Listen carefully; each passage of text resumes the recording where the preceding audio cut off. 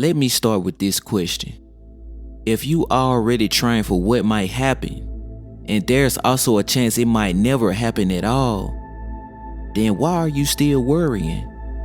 That question sits quietly in the background of most people's lives.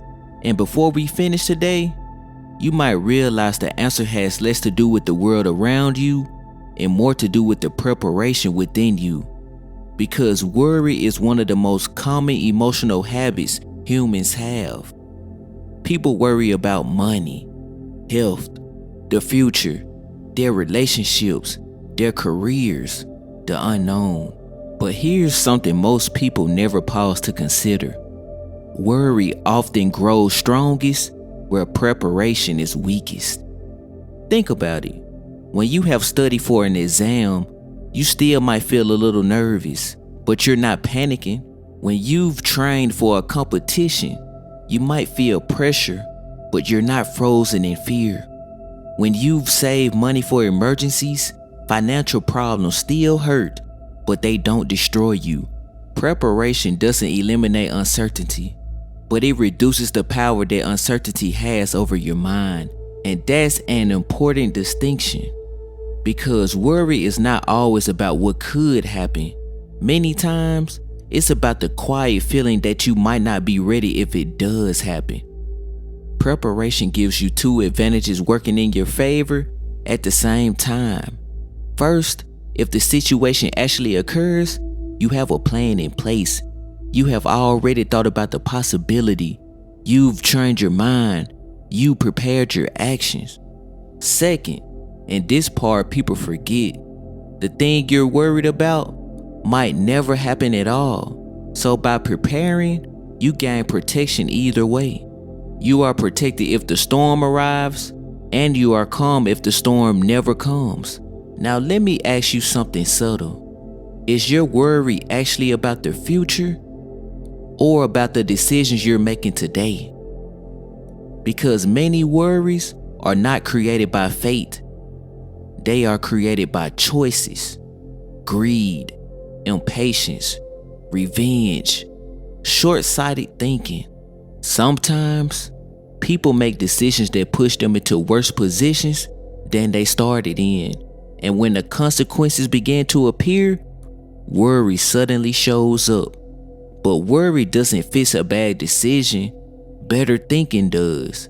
Preparation does. Discipline does. Another reason people worry is because they lack confidence. And confidence rarely appears out of thin air. Confidence usually comes from evidence. Evidence that you have practiced. Evidence that you have thought things through. Evidence that you have taken steps to protect yourself. When you don't have those things, the mind starts filling the empty space with fear. But even an imperfect plan changes your mental state.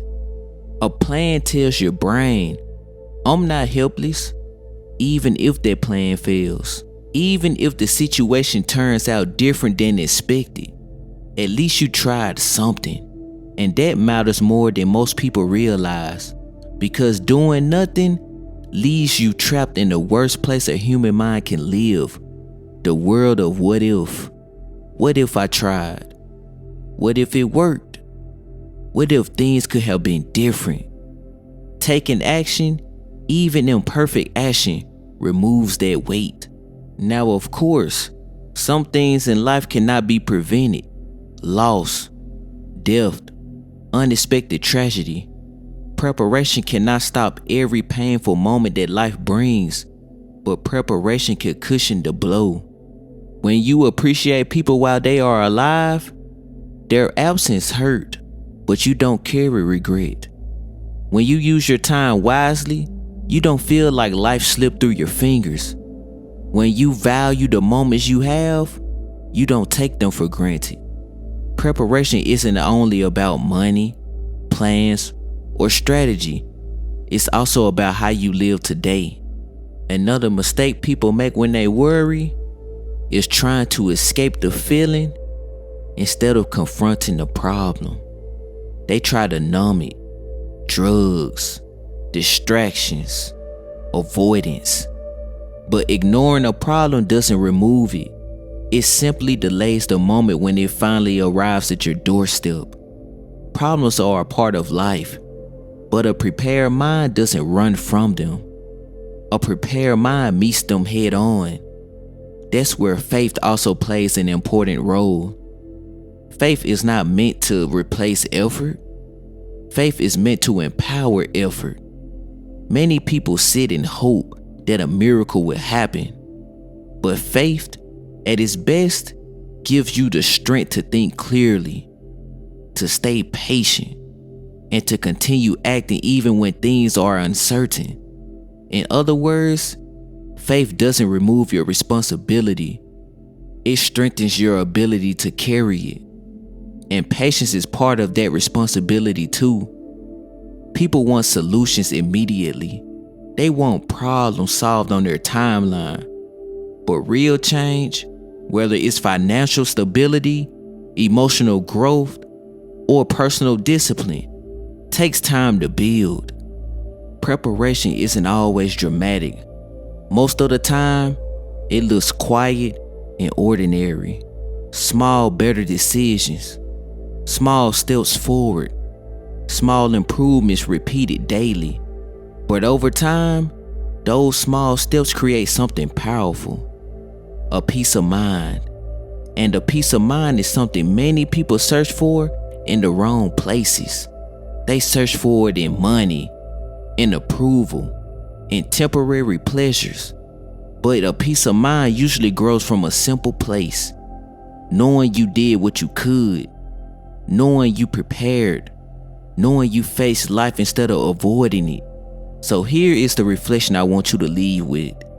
Next time you feel worry creeping in your mind, pause and ask yourself one honest question. Is this something I truly cannot control? Or is it something I simply haven't prepared for yet? Because if preparation is possible, then action is available. And if action is available, worry doesn't have to control you. Train your mind, make a plan, move forward. And even if life still surprises you, as it sometimes will, you'll face it stronger, calmer, and more capable than a version of you that only sat and worried. The goal isn't to eliminate worry completely. The goal is to become the kind of person who is ready when life tests you. Because when preparation meets uncertainty, something powerful happens.